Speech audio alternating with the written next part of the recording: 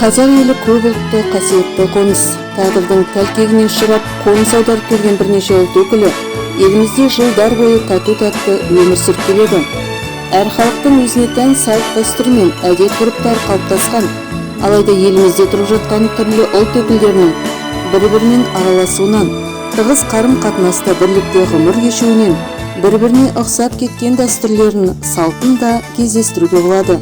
Солардың бір қатарын санамалап көрейік. Қазақтар мен дүнген дәстүрлерінің үйлесімді жақтары баршылық. Мәселен, келін түсіру дәстүрінде халқымызға ұқсас жағы да бар.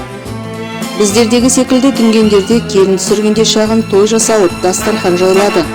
Дастархан үсті түрлі тағамдарға толтырылып, жағалай малдас құрған адамдар игі насихат сөздерін айтады. Келген қонақтарға бастапқыда шай беріліп, одан кейін ұлттық тағам дүнген кеспес тартылады.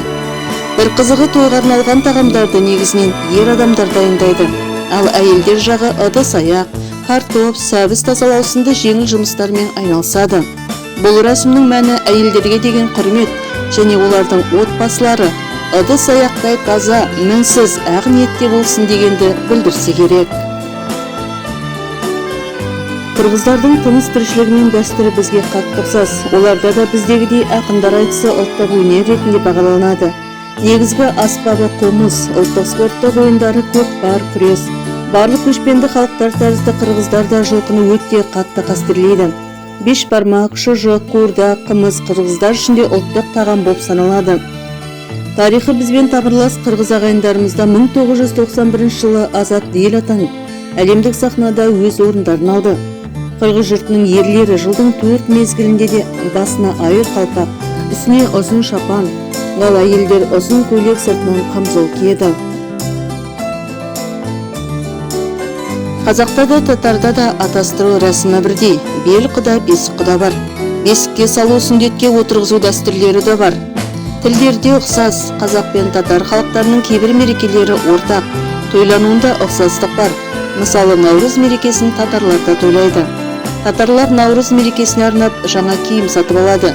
Екі ұлтта да үй ішін тазалап, міндетті түрде ақ дастархан жаяды. Ұлттық тағамдар қойылады. Мерекеде бір-біріне қонаққа барып, өкпе реніштері болса кешірім сұрайды. Қос ұлттың да тағамдар дәмді әрі дәруменге бай, денсаулыққа пайдасы зор. Греция халқы да ырымға қатты сенетіндердің қатарында. Қала көшелеріне шықсаңыз, ойнап жүрген балалардың мойындарынан көздің белгісі бар алқаны көресіз. Олардың ойынша бұл жолында ашып бақыта келеді. Сондай-ақ бұл халық біреуді мақтамас бұрын алдымен 3 рет түкіріп алады. Түкіргеннен кейін ғана әлгі адамға деген сүйіспеншілігін білдіре бастайды. Қарап отырсаңыз, көрші орыстардың әдетіне ұқсайды. Орыстар мен гректердің бұл нанымына сенетіндер біздің арамызда да баршылық.